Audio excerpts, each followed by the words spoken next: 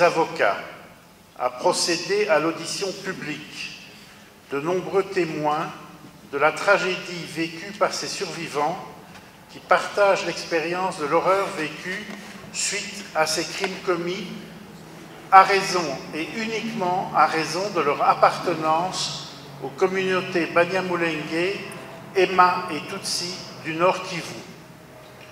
Le collectif constate que ces crimes sont commis avec la volonté délibérée d'effacer ces trois communautés de la surface de la République démocratique du Congo, ce qui, en termes juridiques, reçoit la qualification de génocide, même si le processus génocidaire s'étale sur plusieurs années. Le collectif a recueilli plusieurs témoignages qui seront remis au bureau du procureur à la Cour pénale internationale en vue de contribuer à la manifestation de la vérité. Ces témoignages resteront secrets pour éviter toute pression ou manipulation.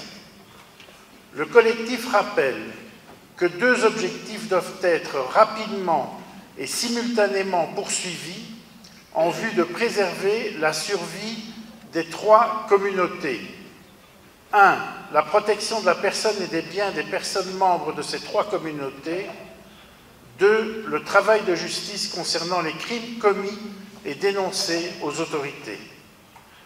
Le collectif constate qu'en ce qui concerne la protection des personnes et des biens des personnes, nombre de crimes ont été commis avec l'assistance et l'appui de militaires, de policiers, voire de personnalités politiques en République démocratique du Congo, et que les forces de la MONUSCO, stationnées à quelques centaines de mètres de lieux où les massacres sont commis, n'ont pas apporté leur assistance aux personnes en danger.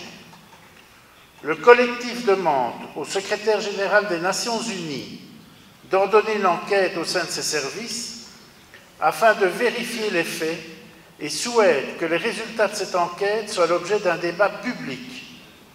Le collectif se réserve la possibilité d'engager la responsabilité de la MONUSCO pour non-assistance à personne en danger de crimes contre l'humanité et de crimes de génocide.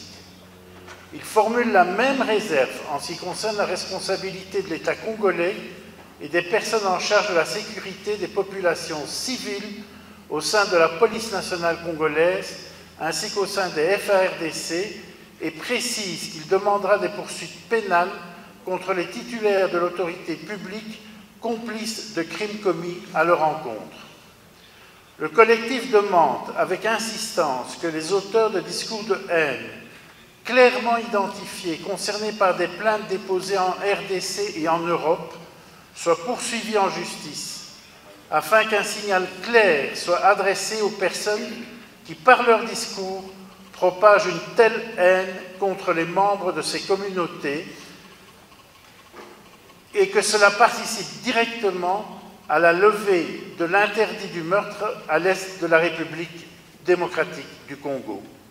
Il n'est pas normal que la justice ne fasse pas de cette question une priorité absolue.